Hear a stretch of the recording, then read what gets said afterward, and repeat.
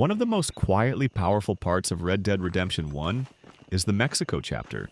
Not because of its action or spectacle, but because of how deliberately it dismantles the idea of moral progress.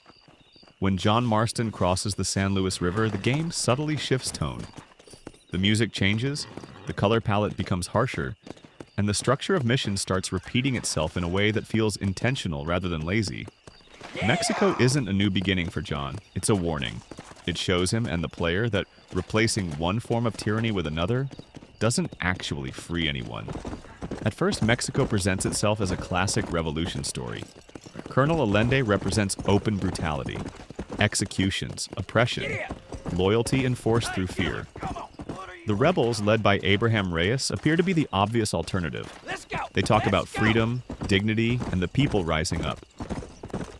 Early missions frame John as a hired gun helping the right side, but the game very quickly starts poking holes in that fantasy. Reyes is reckless, self-absorbed, and obsessed with his own image. He drinks, chases women, and treats the revolution like a stage for personal glory. Importantly, John notices this. He doesn't comment loudly, but his tone shifts. He becomes quieter, more skeptical, and less convinced that his actions are making things better. What makes the Mexico arc so effective is repetition. John helps the rebels sabotage trains, steal weapons, and destabilize the government. Exactly the same structure as the work he did for Allende earlier. The only thing that changes is who benefits. The civilians don't suddenly become safer. Violence doesn't slow down. Executions don't stop. The game even shows that once Reyes gains power, he immediately adopts the same behaviors he claimed to oppose.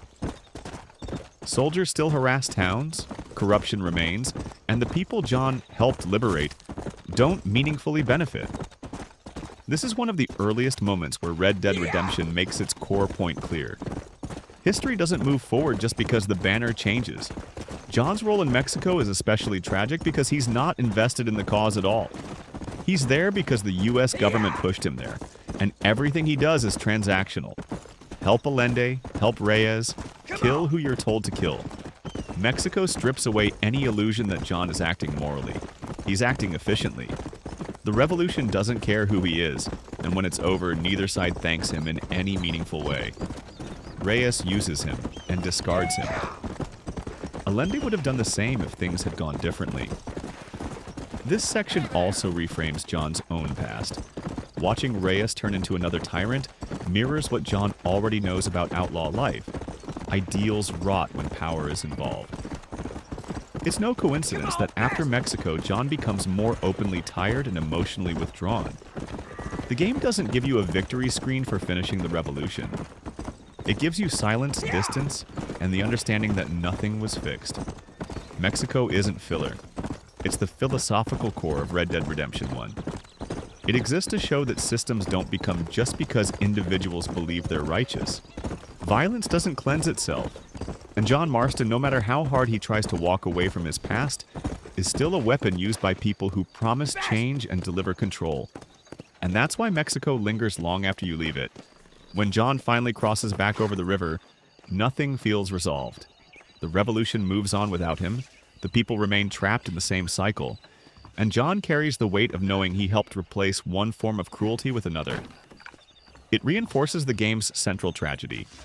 Redemption isn't achieved through grand causes or political movements, but through personal sacrifice.